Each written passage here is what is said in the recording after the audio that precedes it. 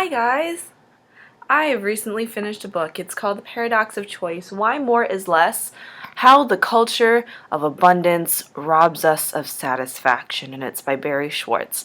It's a nonfiction book, and the little subtitle here, ooh, can I do this? Yep, no, okay, yep. And the little subtitle here really tells us the thesis of the book, and it's about the increasing amount of daily choices that we get to make. And these choices range from anything between the number of crackers that we get to choose between in the grocery store to really complicated choices that have significant impacts on your life, like choosing a healthcare package with the different combinations of copays, premiums, all these different technical things that you need to take into consideration, and how, even though we value freedom of choice so much, especially in Western and American societies and culture, it might not be a good thing. It might not be adding up to a better life as we think it should.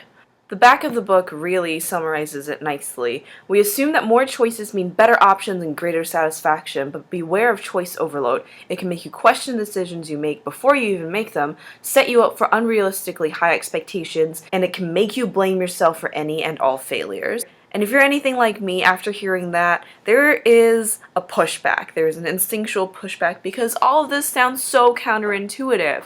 How is more choices not a good thing? And that was the attitude that I held when I went through a good first quarter of the book. Because I didn't believe it. I felt like the claims were too bold, and I just didn't believe him. But after a quarter of the way through, I started becoming more amenable to his position. And I think that's because of two reasons. Number one, the first quarter of the book, you're faced with a lot of bold, unrefined, in-your-face claims, and it's hard for me to just drop everything that I thought I knew and get on board with something that is completely counterintuitive to me. And the thing about this book is that it doesn't continue making those claims throughout the book. It actually breaks down a lot of psychological and behavioral economical reasons why an increased amount of choice isn't necessarily becoming reflected in an increased well-being or increased quality of life. And it becomes much more nuanced once it gets into the literature, and it stops making bold claims that are in your face and counterintuitive and starts explaining the why behind it. Which sort of leads me to the second reason that I find it easier to start becoming convinced of his work after the first quarter of the book, because you really start to see the argument building on itself, which is really nice because a lot of times I would read a paragraph and say, okay, I believe this so far, but what about X, Y, or Z? You haven't talked about these factors at all. And then the next section, he'd be talking about X, Y, and Z. So it became a lot more convincing when he was answering my questions as I read along the book. His argument was very well staggered. And not only is it a well staggered argument, it's also an extremely accessible one. He uses a lot of illustrative examples, and he goes into just enough detail in the studies to make it relevant and not confusing. Ultimately, it's an extremely informative book. You get to learn more about how you're making decisions right now,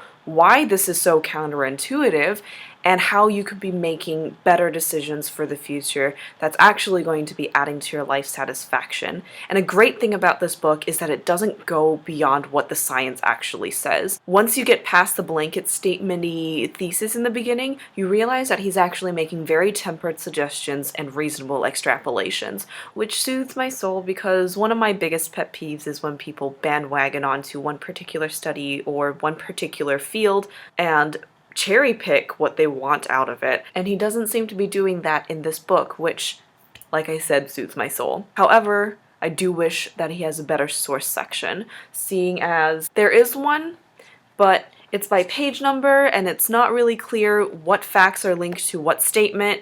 They're just ways to make it a little more accessible for people who actually want to do some follow-up on any of the sources that he cited. And finally, one last little critique that I have of the book, sort of what I wish it could have had, and it's sort of embedded in a positive because the last chapter is actually a bunch of concrete suggestions of things that you can do personally to make yourself a better decision maker that's actually going to go through decision making on a daily level and not be overwhelmed and actually make decisions that will increase your life quality, which is fantastic because a lot of times you read a book and you learn about things and then that's it.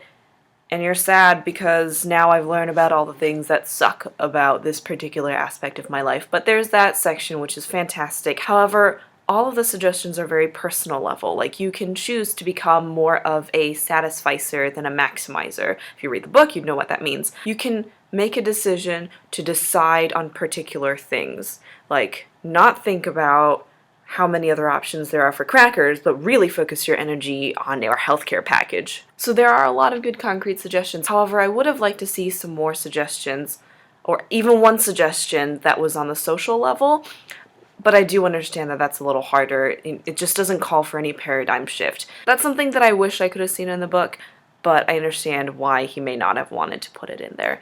Anyway, that's all my thoughts on the book. Have you read it? What do you think of it? What do you think of the strategies that he proposed? Are you convinced by it? Let me know.